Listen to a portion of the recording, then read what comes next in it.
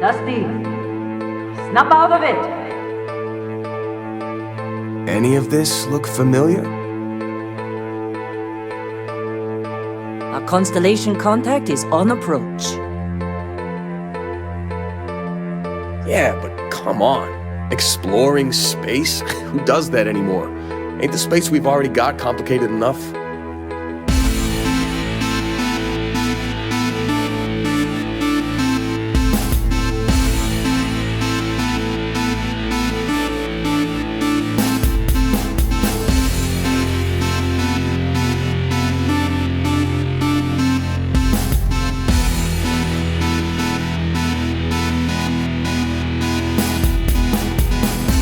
Welcome aboard the Starfield Report podcast.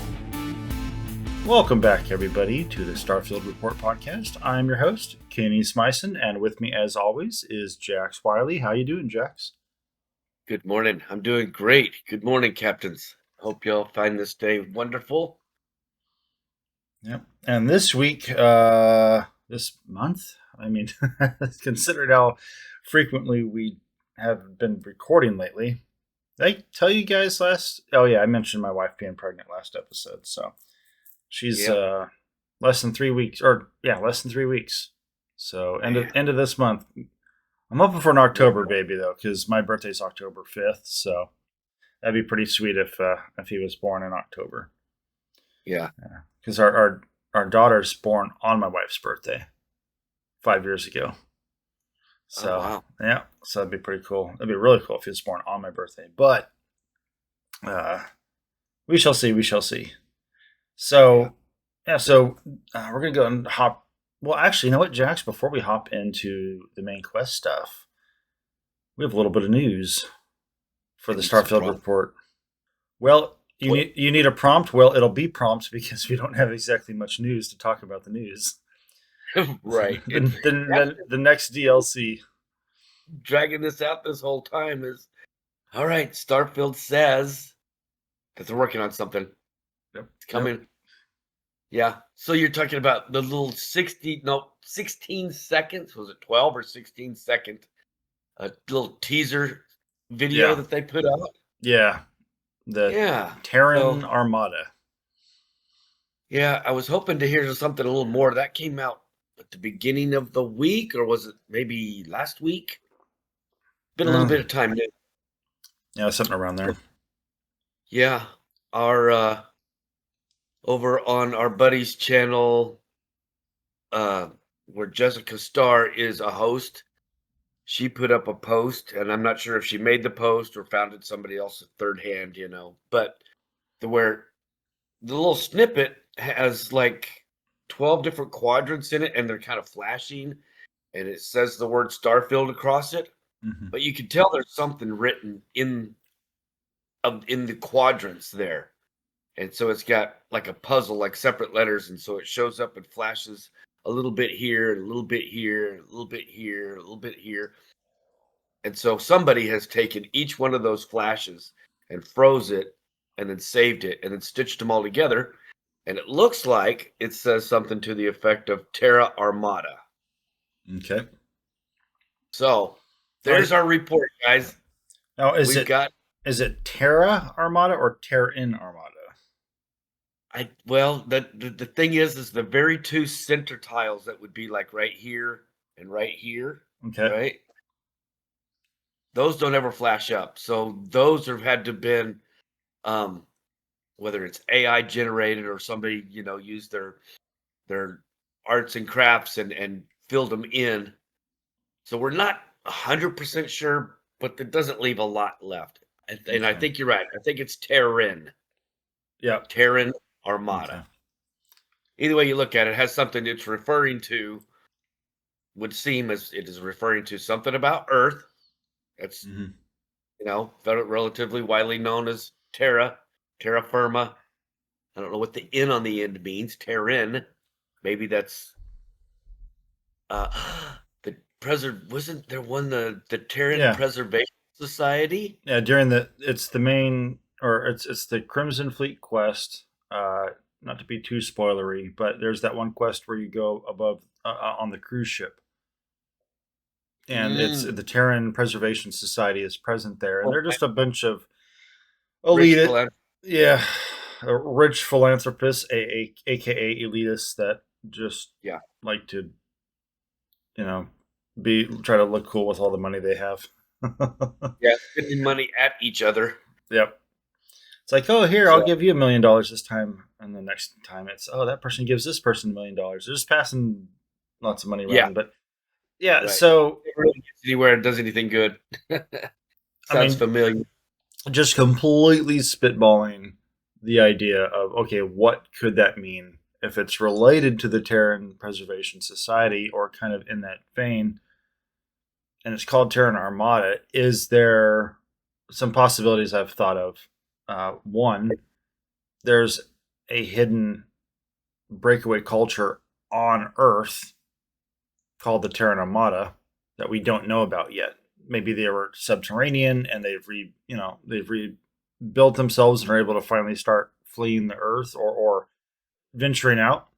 Maybe there could have been some underground breakaway society that was preparing some advanced preppers, for the lack of a better word, right?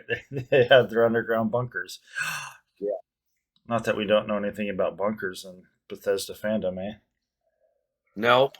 They would never stash a bunch of people in a locked box underground, would they? Nope. Ever. Nope. They've never done that before. Or just the idea that maybe the Terran Preservation Society or some entity is wanting to resettle Earth, maybe repair the atmosphere or something.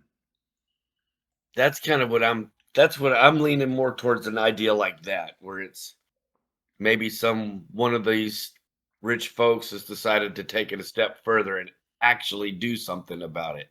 Mm-hmm. And so maybe we're going to put up some kind of oxygen CO2 generator scrubbers. Yeah.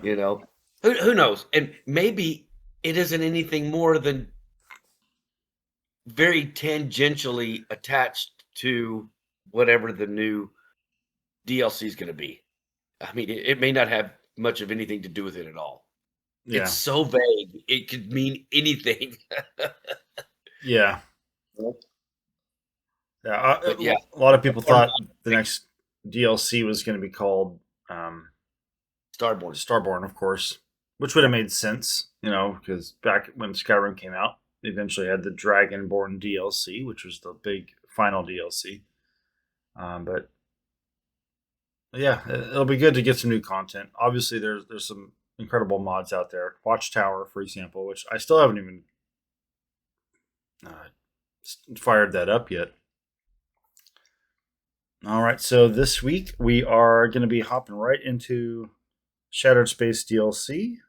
Now, last week we did not last week. I keep saying last week. I'm so used to that. Last episode we did the going through the space station, which is kind of introduction, just kind of what's the whistle about what the whole point of this DLC is, and you kind of get a general idea. The Maroon homeworld. There was your experiment gone awry with the space station. You kind of realize they were basically trying to put a grab drive on an entire space station. Although you don't understand the motive why. I mean, you kind of assume, oh, well, they just want to be able to carry a whole space station somewhere. Well, there's actually a very specific reason the Maroon want to do that, which we'll get into here in this episode. So the next quest here, there's two that we were supposed to do. Now, to be fair, to confess, I only did the first one. Life got away from me the last couple weeks. But anyways, so the two quests for this episode today are the Promise Broken, which I finished, and Aligning the Houses. And so in the Promise Broken, this is where you have officially landed at the Varun homeworld, and their system has always been there, but you just couldn't actually see it on the map, right? So mechanically speaking, it was not there until you have the DLC. But it's not too far from the Serpentis system. I think it's just left of it or just southwest of it, right? I'm going to look right now. Yeah. And so you land on their planet. Now, I was trying to wait in space, because when I went to look at their home planet, and the home city of Dosra, I wanted to land during the daytime so I could see it during the daytime. I noticed it happened to be nighttime, so I waited, and it the city Dosra looks like it almost seemed like it was all. It's kind of towards the pole, and so it's almost always in the dark. I couldn't quite get it to. But anyways, Yeah. I'm glad I landed at night because it's absolutely beautiful. It's very of all the civilized, breathable atmospheres of any planet so far in the galaxy that you can land on, it looks the most alien.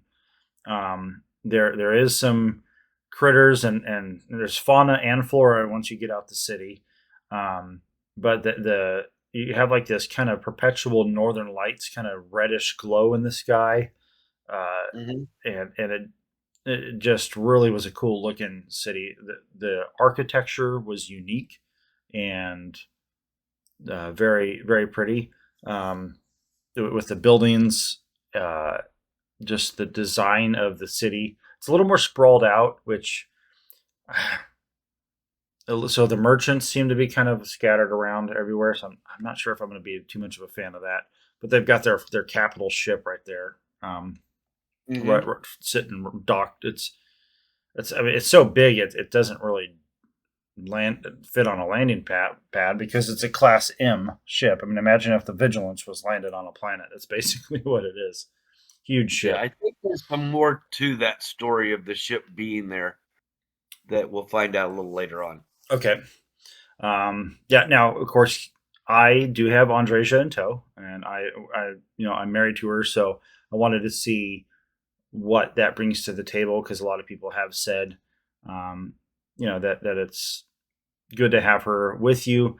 I haven't noticed anything specifically with being romantically involved with her. Well, actually, we'll get to that point.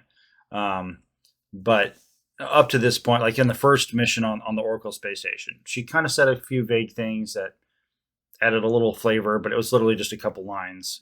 So because I'm constantly trying to talk to her to see if she'll talk about what we're going through. Mhm. And so when you first land on the home world, there's the one guy, and I'm gonna forget all these characters' names. I'm sorry, they were all like Andresia has like kind of a unique sound to it, but it's also easy to remember. But these guys' names are just insane. Let's see. I wonder if I can at least have the decency to. Gold Okay. Cuff. All right. Yeah, there's the security guard that confronts you right when you land, and then yeah, Vorus. He's the guard, and then Malibor. That's his name. He's one. Malibor Gold. He's on the High Council. Malibor. Dolkef. Yep. And so Malibor's on the High Council, and he's telling you how it's like obviously everybody initially is concerned about why is there an outsider here? There hasn't been one in generations, and so Right. Malibor, but he's a obviously they're all believers of the Great Serpent.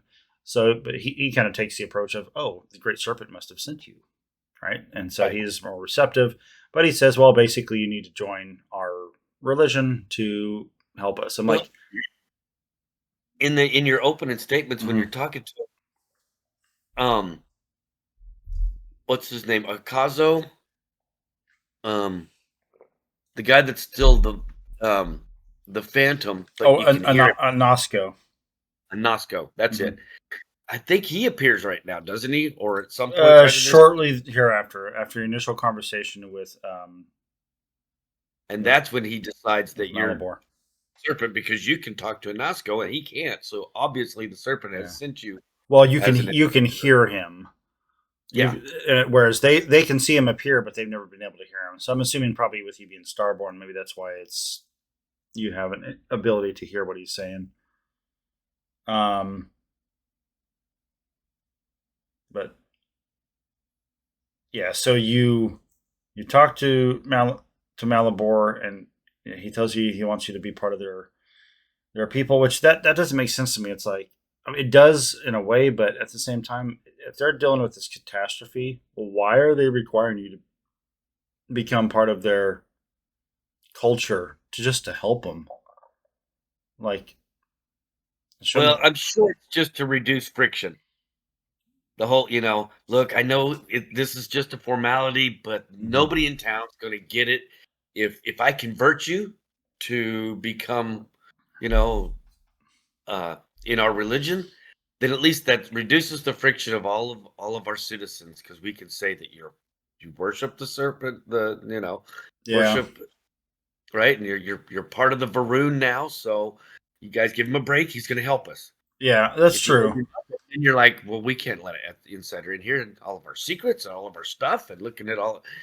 Right. So I think it's just a mechanic that the writers used in order to reduce the friction. Otherwise, they would never let you in. Yeah, yeah, it wouldn't make sense to. Yeah, I could see how there'd be some narrative issues with that. But what's frustrating is right after he tells me all this, I go, "You got to join us." I'm like, "Okay, I'm gonna go talk to my wife about this because she is Faroon." I go talk to Yeah. her. She doesn't have nothing to say about it. I'm like, just the normal dialogue options. So I'm just sitting Yeah. here thinking, like, you're not going to talk to me about why I should join your people and what's this whole ceremony is going to look like, and am I going to have to like sacrifice a? Well, we'll get there. I was literally thinking though, it's like, am I going to have to sacrifice a goat or something? Right. So unfortunately, you have to just go through the motions. I wish they would have allowed you to go through the quest without joining them, but maybe by the end of the quest, your reward is just less significant. Like, I obviously I've not done this quest line, so I don't know, so don't spoil. But like, hypothetically speaking, as starting this quest line out, I'm like, okay, what if at the end, obviously, I get a bunch of money, and because of these different sub houses, I might have benefits or an allegiance. I might have to choose one of them. Like all the big quest lines, you always have to make a big choice at the end. Do you join the Crimson Fleet, or do you support taking them down? Do you side with Ron Hope or not? Right. So there's always these big decisions at the end of every quest line. So I'm like, but it'd be cool if the decisions made at the beginning, where like you tell them no, that means you don't get as much money. And then like, let's say hypothetically, if one of the rewards, if you have joined the Varun, is that you get a home in that city. Well, if you decide at the very beginning of this quest line, I don't want to join it, but I'll still help, you just don't get that home. But you Right. do have the option to go through that ceremony thing if you actually want to join them. And at that point, you're now a citizen, a part of their culture, and you do get the house. So it's not like you lose out on it forever. You Well, know, it's the first time I played this, I struggled with it a little bit, and I tried to find a way around it because honestly, in my experience, a person is raised a certain way in real mm-hmm. life, right? All Yeah. of us are. Yep. We've got our family has been this religion from age immemorial, right? Mm-hmm. Have somebody you go somewhere and somebody say, "Well, I'm glad you're here, but you got to forget all your beliefs and believe what we believe now." Yeah. Very unlikely to happen. Yeah. Very true.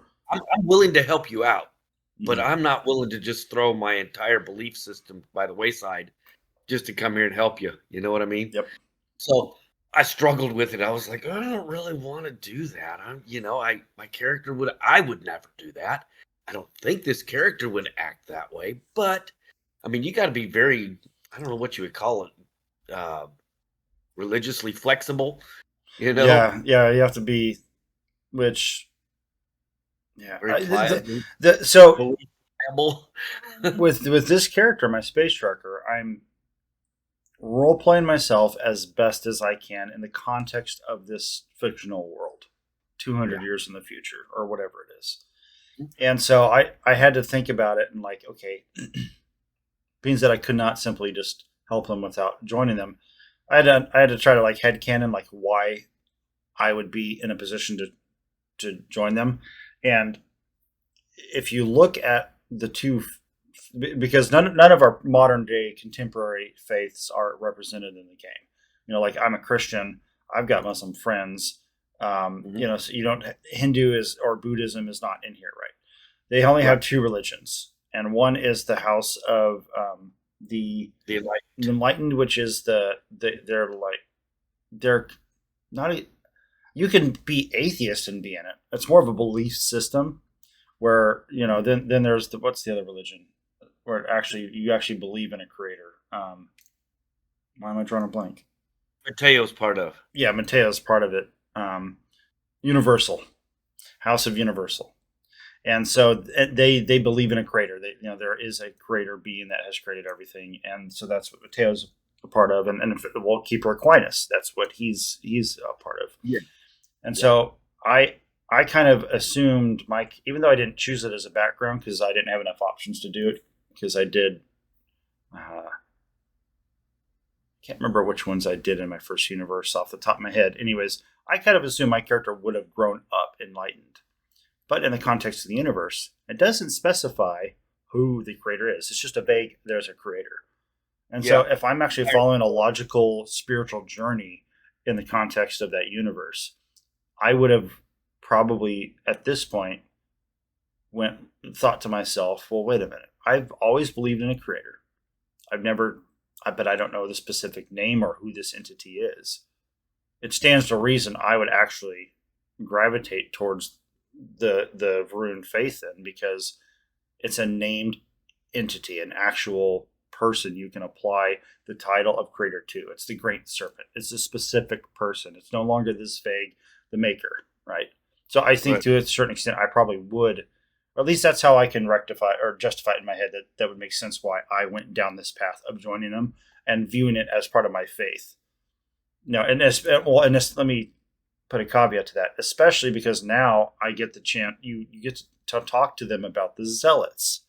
Up to this point, every time you come across any Varun, with the exception of a couple that you might come across in quests where you speak to them, for the most part, your contact is with the zealots and not with anybody else from House Varun. And so you just kind of assume they're mostly just a bunch of crazy people. But now or you learn at least right here when you talk to the guy about the zealots, is that they were a breakaway version who they view as a cult. And that the zealots are just as likely to attack House Varun as much as they are anybody that's not a part of the Great Serpent faith. And that the zealots are still kind of, there was that war that happened, the Crusade. They basically have continued their breakaway culture off of continuing the Crusade and just killing everything. Whereas House Varun was like, okay, this war's over. We're going to be peaceful now. So that right there was a huge thing for me personally. Once I'm like, oh, okay, I misunderstood them. Yeah. So you talk to Malibor and you head up, kind of walk you through the city. There's this one guy that I think he's probably a vendor, but he starts talking crap about you and everything. But eventually you get to the point where you do meet up with this chick who's kind of like an elder of sorts, who takes you through the initiation. Let's see, what was... Yep. Sure. Well, right before that, though, you do have that experience where Anasko shows up as one of those phantom-looking guys, and he's talking, and just like you saw on the ship, and the space station, the Oracle, when you came across the phantom people. But in this case, he doesn't get violent and try to attack everybody. And everybody's just gathered around trying to talk to him, telling him, hey, we're here. But it's clear he doesn't hear them. And then in conversation right after, you realize they don't hear him either, but you do hear him. Or that's the reason why they really decide you need to help them in that Great Serpent has sent you. Yeah. That's where, what's his name? Malibor. Malibor, yeah. That's where he decides, okay, you're obviously divinely sent by the Great Serpent, so in order for you to be able to work in our society, we're going to have to adopt you into our faith. Yep. And so... and this whole time, every time there was a pause in a major event happening, I'm turning to Andresia. What does she have to say? Nothing. Bubkis. Yeah, I mean, just general conversation. I think like she did say a couple things, just as background conversation, just say like commenting on the city or on Onosco or something, but nothing when you try to engage with her. So eventually you reach this character.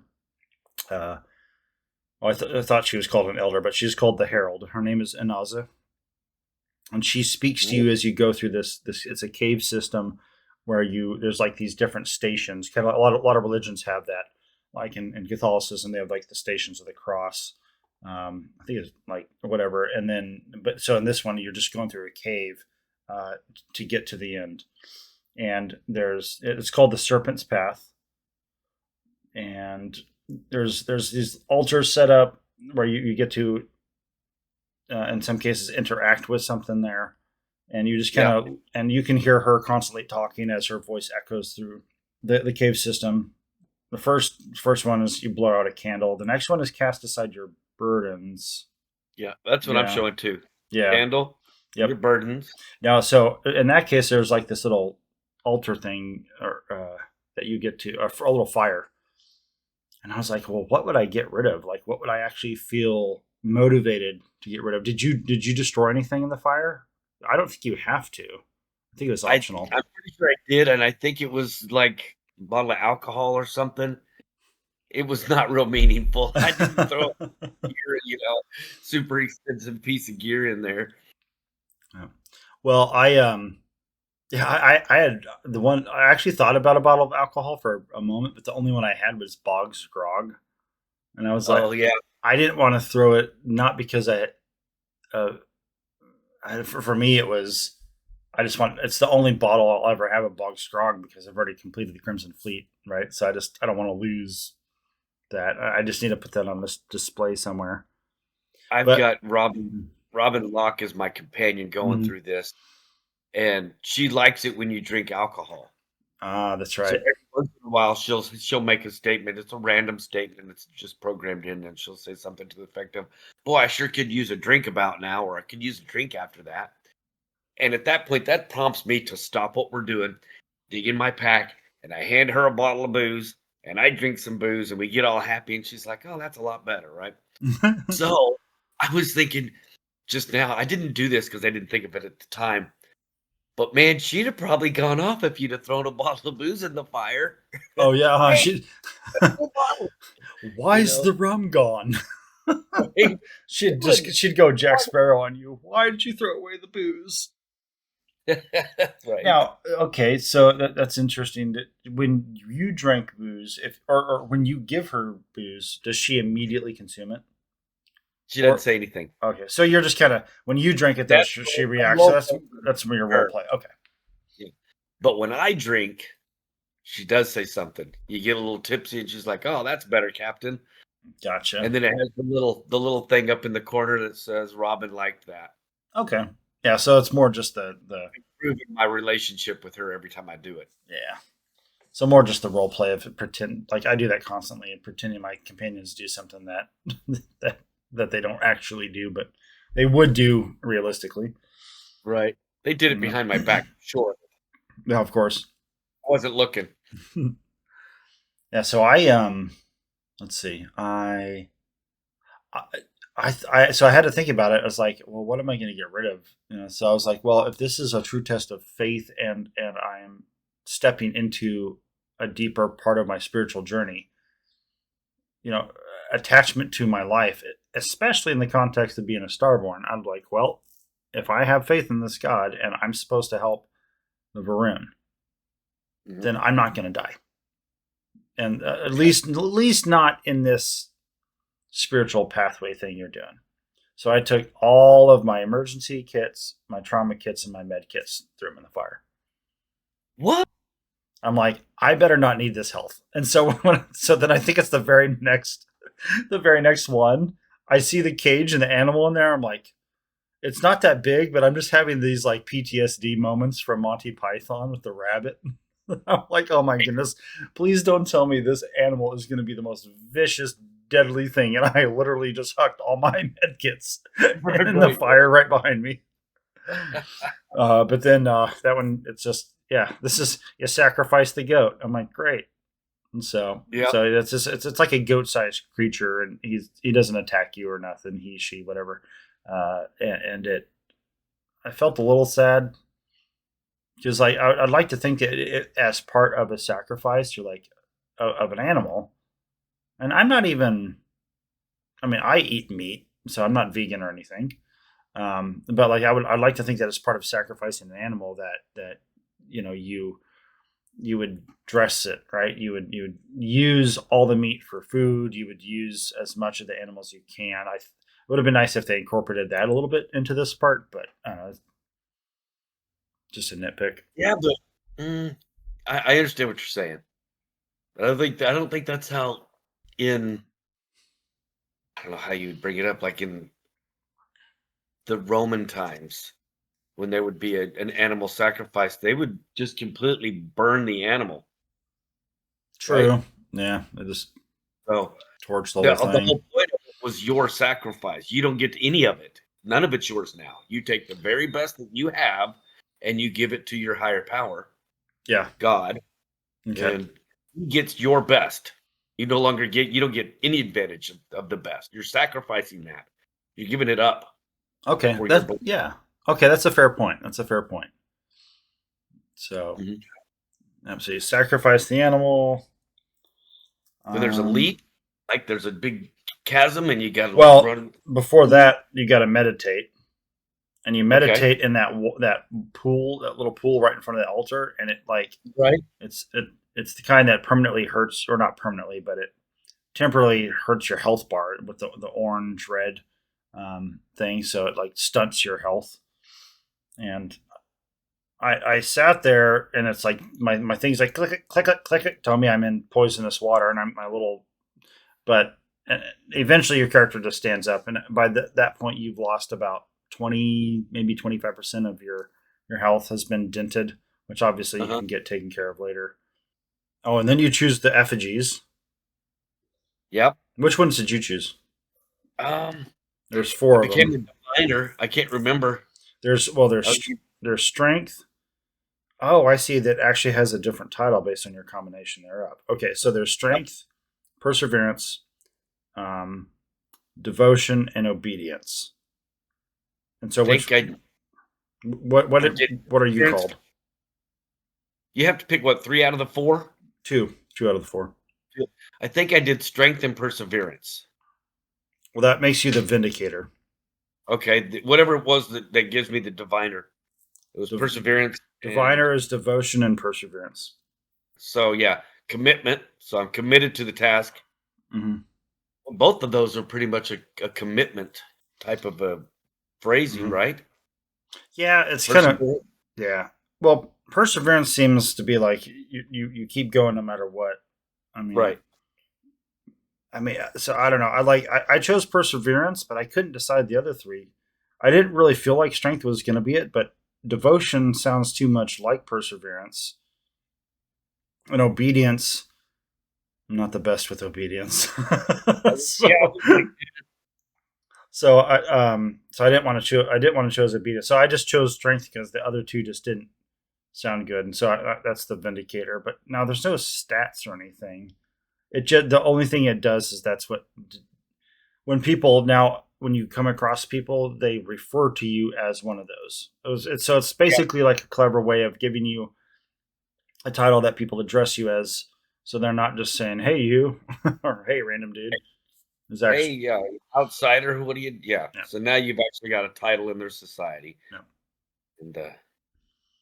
And so now this.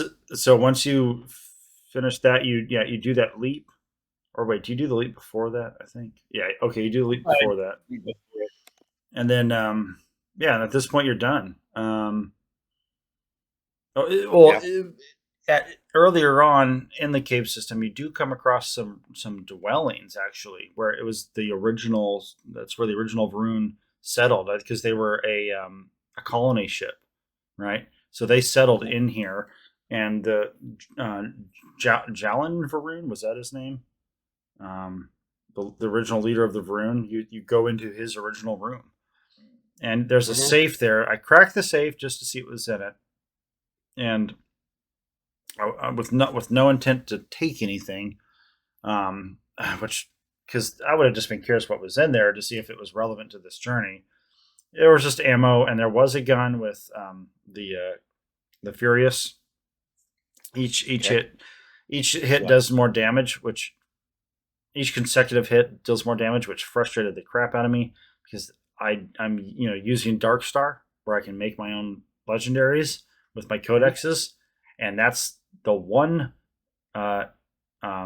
effect that I have been looking for to put on my primary gun, to have it be a legendary weapon and not, because right now it's not legendary because I only have 2 effects on it.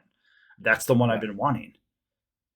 And because it's awesome when you keep hitting. It's my Maelstrom, which is semi-automatic. That's my primary, and it's like I'm rapid tapping that. It's a semi-automatic, so I wanted that, but I'm like I can't. Right. Like it's so in a way, like I didn't really think about it too much because I was trying to rush, but I would definitely have like kind of a spiritual moment with that. I think where like this is what I've been wanting. It's here in front of me, but I can't take it. Serpent has delivered it to you. Yeah, but I can't take it. This whole spiritual journey, right? And your reward for sacrifice. But see, I thought of that. I'm like, you know what? Maybe I'll go back in there and get that. That actually makes sense. Like, yeah, because I had sacrificed all my med kits, but I didn't know.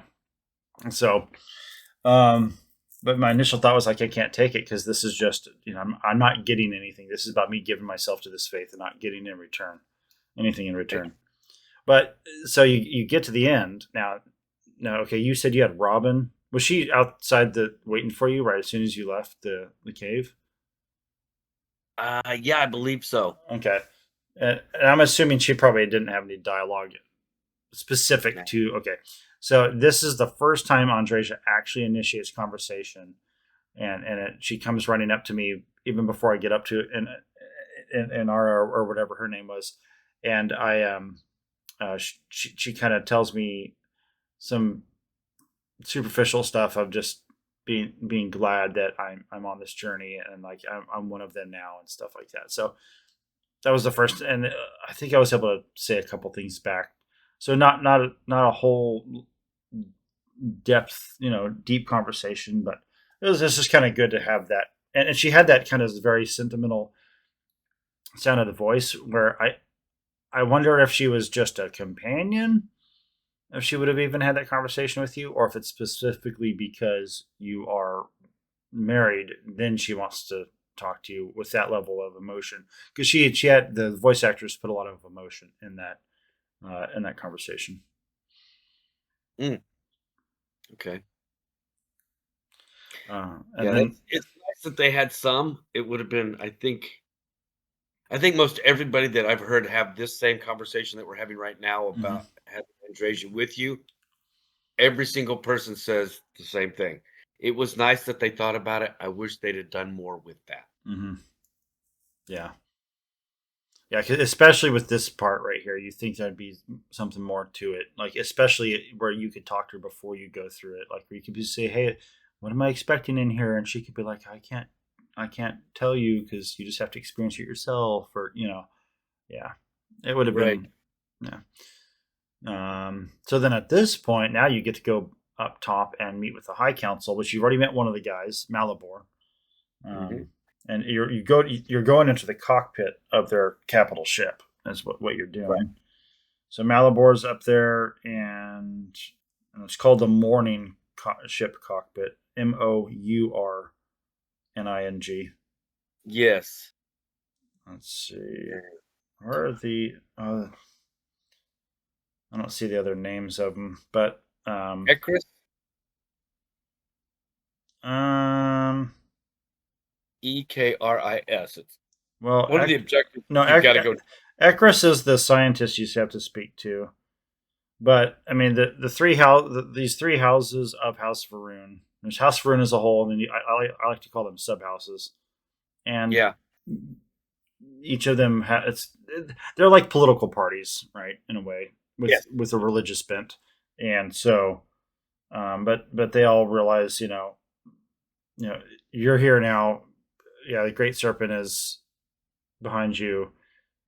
And so you go talk to the scientist, Ekris, who explains a little bit more about there's this huge citadel in the distance. It's, a few hundred yards away, and it's got this ball around it, and there's a bunch of scientists in there, and that was related to the space station, Oracle space station. And so, and then this is where you discover, at some point right in this area is where you discover why they were doing this with the grav drive. Up to this point, you just assume they just want to be able to transport a huge space station.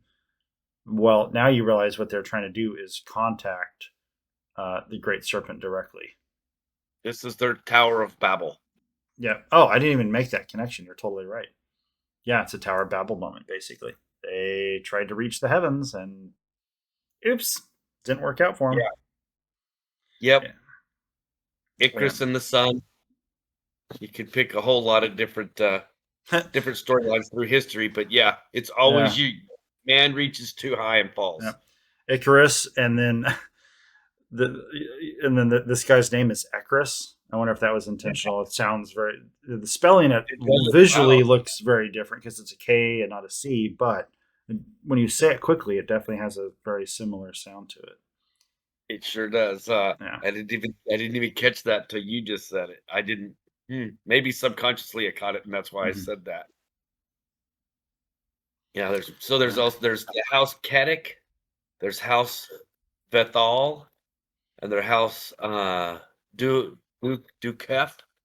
Okay. So those are the three great houses of Dazra that they're all kind of infighting, and nothing's getting done. And since Anesco is not around, he was the leader of the council, so he would take advice from the three great houses, and then he would make the decision. He was the supreme decision maker, right? Yeah. Not there. Everything is turned into infighting, and there's no one to make the final decision, and so there's no head authority figure, and everybody's vying for power in this political vacuum. And so, yeah, your whole thing is you're trying to get into the Citadel, I think, is that? Yeah. Right? Yep. And then so you need to get help from each of the three houses specifically. Right. Yeah, you've got a scientist guy that you're talking to, and he's like, well, I need this I need the codes to get into the computer, and I need something from this guy to program the computer. I need, every house has a little something that they can often give to move, to get us forward. Yeah. And so that's the whole point of this next quest is you've got to go speak with each one of the houses. They're going to send you on their own quest line. You help me, I'll help you. It's that every single. Yep. Yeah. Oh, I help. Yep. All right. Well, you got to help me first. That's the classic. Yep. Go talk to the wizard, and now the wizard wants you to go gather ingredients from the woods, and now the druid in the woods wants you to go get water from the spring, and next thing you know, you're and then you go to the spring, and somebody's there, and they're not going to let you get water from it until you help. For once, it'd be nice if you show up to help, and they're like, okay, yeah, let's do what I will help you get what you need. I will come with you because this is what we got to do to get that thing. Yeah. So that's basically what we're going to be doing. Yeah. And now this is the point though where so now you officially transition into the next quest, as you said, which is called Aligning the Houses. Now unfortunately my free time I had over the last month or so was very thin, and I did not plan too well I should have knocked this out first before I did anything else with Starfield, but so I didn't get through this. But it looks like at the beginning you can pick one of the three. You can choose which one to do, but then once you start one, the other ones disappear until you finish it. So I started helping House Kadek first, I think. Yeah, because it's the one chick on the High Council, and then there's Rosma. She's the leader. With all these names and putting faces to them. So, unfortunately, there's not a lot I can talk to about all this because I only started the one and I didn't even finish it last night. Yeah. But there's Rosma of House Kedek, and you discover that she's involved with the Zealots because with Anasko being gone, there's this power vacuum of sorts that has now unfortunately happened. For the three houses, they want to be the shot caller. Each of them want to be empowered, clearly. And so Yep. she's turned to working with the Zealots. And then some of their, when the catastrophe happened though, like this a member of their house, Sahima, was kidnapped. And so you're supposed to help. It's a hostage rescue of sorts. And it looks like there's a few different ways I can play this out. Plus there's the whole thing of, well, the High Counselor representative, what was her name? I can't remember. It's a little submission in it where it gives you. It looks like I'm going to have the option to rescue Sahima or just get the codes that you need. Right. And so Jamel Kedek is Yep. like the second in command. She's got a little bit different idea than her boss has. Yep. Yeah. So it looks like the second in command of each of these houses is the person for that house that's on the High Council. I think that's the hierarchy, the way it works. And so, yeah. So I told the chick, I was like, I'm not going to help you with this purely from the fact that I'm not going to let somebody get sacrificed and killed off. And because right now it's like the only reason they're keeping Sahima alive is because they have a benefit. It's a token in their pocket to have power with House Kedek. And so I don't want anything to do with the Zealots, and the fact that even House Faroon acknowledges these people are nuts, and that they even fight each other. I'm like, well, okay, then there's no reason for me to even entertain these people. They're religious Zealots. They're terrorists. And there's a point in the conversation with Malibor towards the beginning when you're talking about the Zealots, I think, where you actually just basically get to call it like it is. Like, yep, these people are terrorists, basically. Right. So unfortunately, we can't talk a whole lot about this quest anymore because I haven't finished it, and I don't want to be spoiled on it. But we'll do a part 2 to this.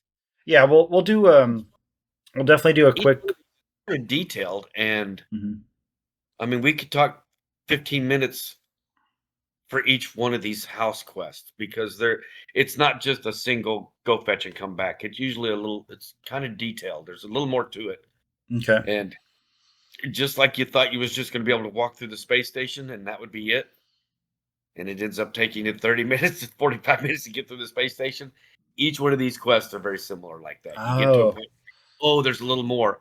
There's a little bit more. Okay, we're not. So, okay. Yeah, each one of these three help the counselors. Each house is probably a good 15-minute conversation, each one of them. So, okay. Maybe we should do a part 2? Yeah, we'll part 2 this one. Maybe we can get back a little quicker. Maybe we can commit to getting a little bit of homework done, and maybe next week. Yeah, let me look at this here. Let me make sure.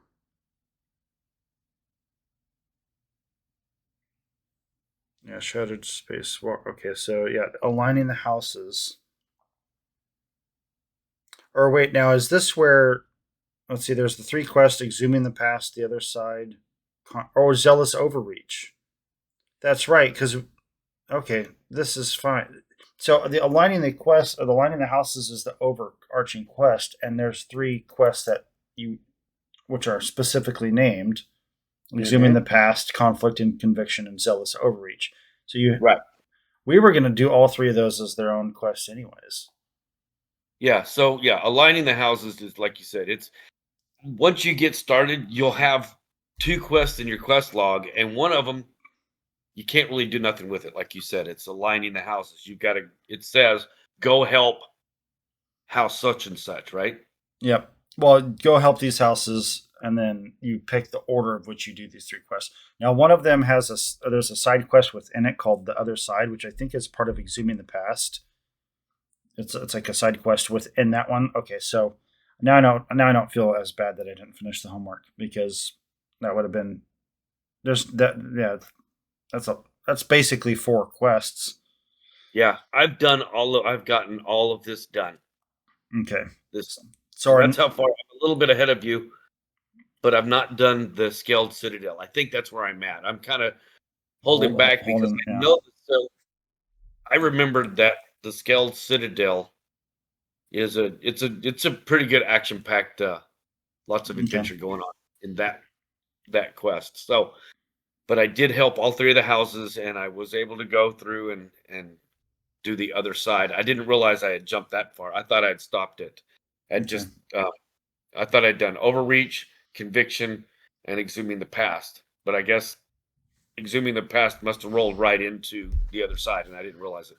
Okay. So, All right. So let's do this. Well, so the quest we've been talking about with House Kedek is Zealous Overreach. So let's make sure to do that. We'll wrap up the conversation on that one, and then we'll do conflict in conviction in the same okay. episode, because that's another one of the houses. Because then what we'll do is so next episode, Zealous Overreach, conflict and conviction. The episode Yep. after that, we'll do exhuming the past, because the sub quest, the other side, is in that one. So it's like, that way there's two missions, 2 quests per the next 2 episodes. Yeah. And then the episode after that will be the finale. That's so funny, because I thought aligning the houses, each of these little sub quests would be like something really quick. You just kind of get acquainted, do a little favor for them. I didn't realize Yeah. that was the full next big quest in the Yeah. quest line. Yep. Okay, well, that works out. Cool Yeah. deal. Right, so let's pencil in. Baby is due in 3 weeks, or less than that now. Right. So it could be yeah. Yeah, I mean, at this point, our doula and midwife are, on call now. Once you hit 37 weeks.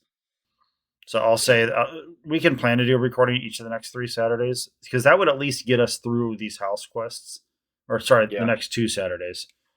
But then the finale, the Citadel quest, that'll have to be after baby's born. So the next 2 Saturdays we'll play it by ear, but I don't have anything. We don't have anything on the calendar except for this baby. so I've got some news. Oh, news. Exciting news. Okay.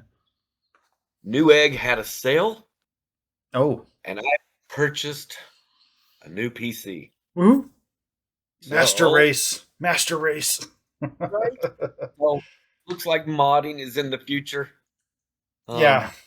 It was like 35% off. I was gonna wait until Black Mhm. Friday sale, but this is got everything in it I need. Yep. I sent you the specs. It's an awesome looking computer. Yeah, it's a nice computer, and yeah, It wasn't super expensive. I mean, yes, it was expensive. Don't get me wrong, but it wasn't a $2,000 or $3,000 computer. It was quite a bit less than that. So I'm excited to get it. It may be a little bit before I have the money to get a proper monitor and keyboard and a mouse. Mhm. I'm not sure exactly what else is going to come in the box. I've got a 28 inch or 30-inch 4K TV that I can HDMI to it. Okay. But I understand that's not super, Yeah. which is fine for me. Yeah. Because my thing is I want to start modding. I want to mod this game. Yeah. I've never done any modding before. So this is going to be a really big learning interest for me. It's like when I first started learning how to reload ammunition, or how to smelt lead into bullets, or one of those side project things that I get into, and guy diving, scuba diving, Oh, yeah. boating. And when I go, I usually go hard until I'm full up, and then it's like, okay, well, that was fun. What's next? So Yeah. I'm super excited. This is going to be an exciting time for me to get to figure out how to do all this. Yeah, I'm really excited. and we've been talking a lot, because Jax and I'd say about once a week on average, we have an hour-long conversation every morning kind of in the early morning hours when I'm driving to work, and he's already at work, but it's kind of that quiet time before the office people come in while he's Yep. doing stuff. So we're able to. We've been talking a lot about modding over the last month or month and a half, and so we're definitely looking forward to both getting into this, taking the dive. So I've got my ideas for mods, a few basic ones just to get my feet wet. Mainly the main thing both of us have talked about is our first mod will be a ship that we have access to it's very self-serving, right? A Yeah. ship that we can, immediately claim in case things go sideways. Because like I was telling you, I've got my spreadsheet where every time I've gone through the Unity, I update it with what my level is, and what every single one of my skills are, and what level they are. So I've got every single skill in the game listed. Some of them I don't have any points in yet, but I track everything, because if things went sideways and I had a completely corrupted file, the Unity is what allows me to kind of get my character back to where he should be, because I can do a command code on console or on PC that puts me directly into the Unity, and then I just hop through. So I'm in G plus 6 or 7, whatever it is, and then so I would do that so many times in a row, and then I could set each of my powers to level 7 manually, all 24 powers, and then I can manually set each of my skills to where they should be. Yeah. Start with a brand new clean save and bring that character up to speed, reset them, and have your guide, basically. Yeah. So at that point, it would only just be a matter of some of the quests that I would have to go through. I mean, I can command console ending a quest. The only catch would be if there's a decision you make in there, I would manually go through the quest again, just for fun. Mm-hmm. But yeah, that's pretty much what I want to do modding initially for, is very self-serving, have some ships that I can immediately re-download. Probably actually make an outpost eventually, so that way I could, yeah. And then that's kind of the one big discussion the two of us have had is kind of mentally developing this whole thing over time between the two of us. Is we both want to have our ships, access to our ship. Yep. Because I've spent hours and hours developing this ship. It's iteration after iteration of me learning how to build ships and improving on them and tweaking them a little bit. And I finally got this ship to the point where I'm like, this is the one that it makes sense to me. I like the layout. I want everything of it. So now I want to cast it in stone and make it into a mod. Well, then I want to take that mod, like you said, and make a base where that ship will be found. And that will be another mod. Yep.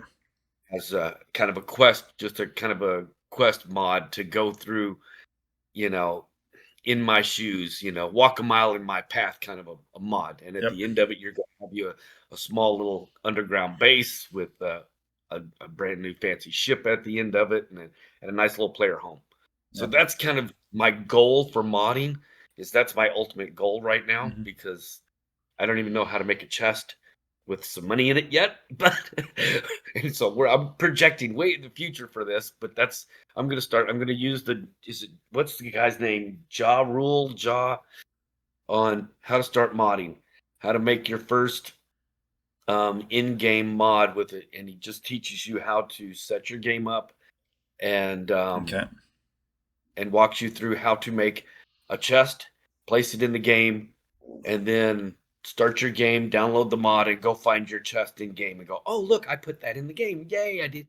Right? Gotcha. Yeah. So he walks you through how to make a mod. And then I think further on, he actually walks you through how to build a ship and turn it into a mod. If not, there are others that help you do that.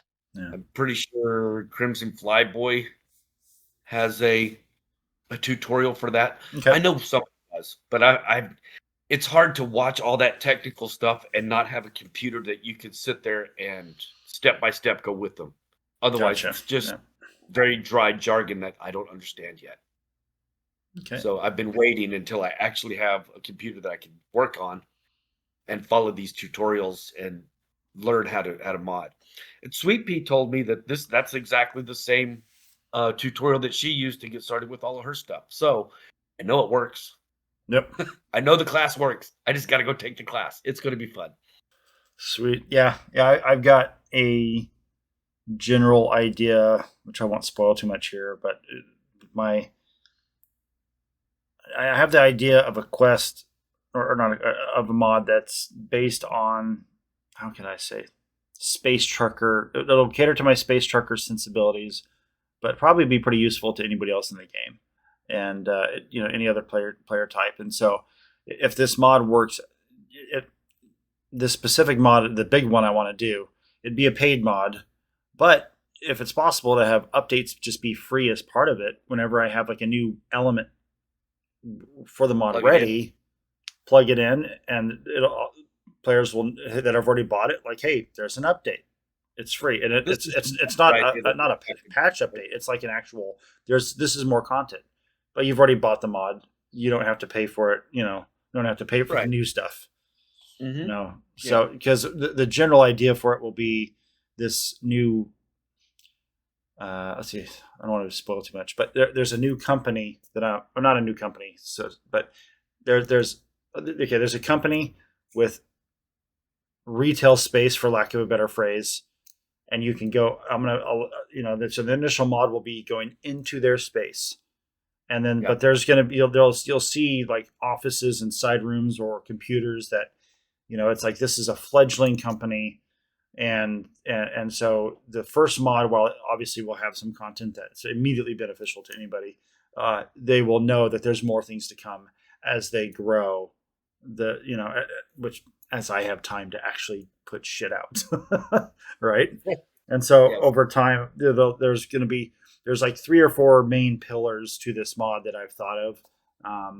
And the grand finale could actually be, if this mod is successful and I actually make some money where I could actually pay, for a little bit of voice acting, maybe actually pull off doing like a little quest line, a storyline, just like how Watchtower did, right. or like Wicked wants to do with his stuff. So we'll see.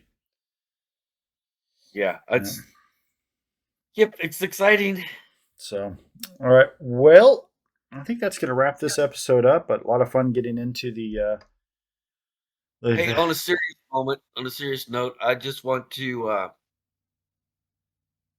put my condolences out there to the family of Charlie Kirk, and just well wishes, and just so sorry for this horrible thing that's happened. Yep.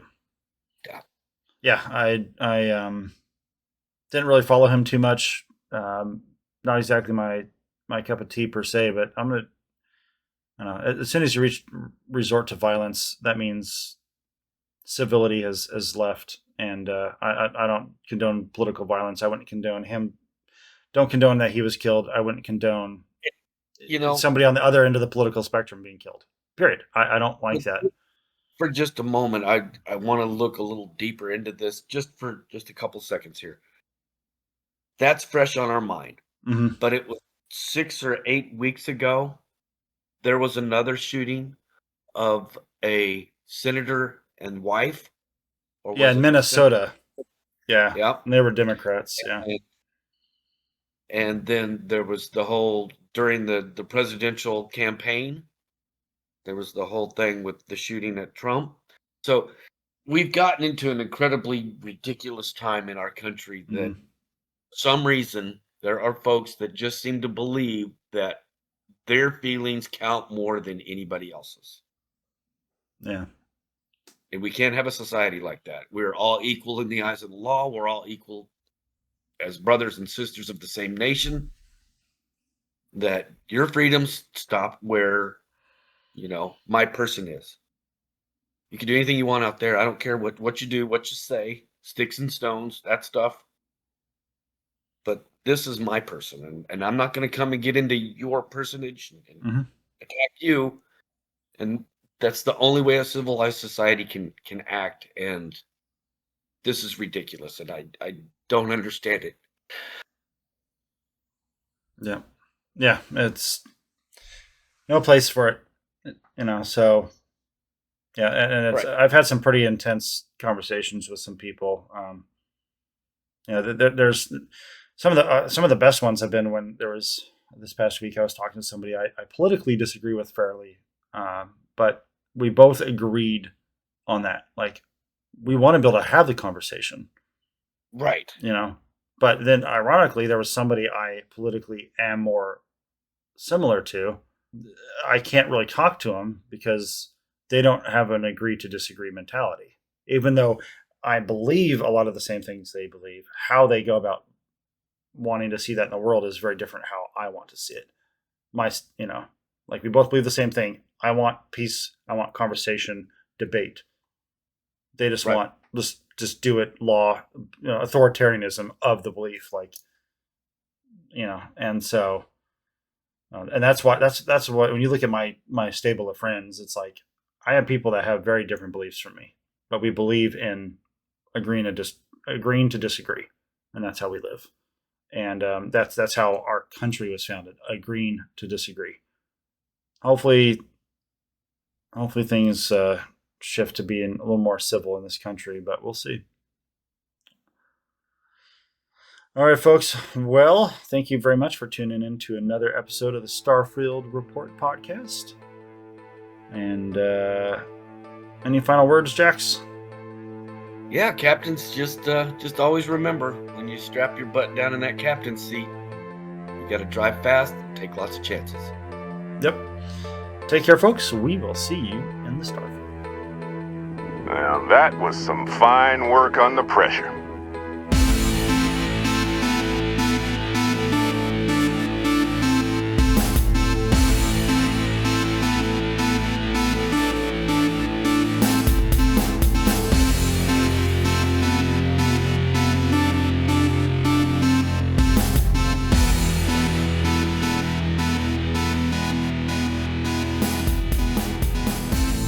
Get out of here, Dusty. You're on to bigger things.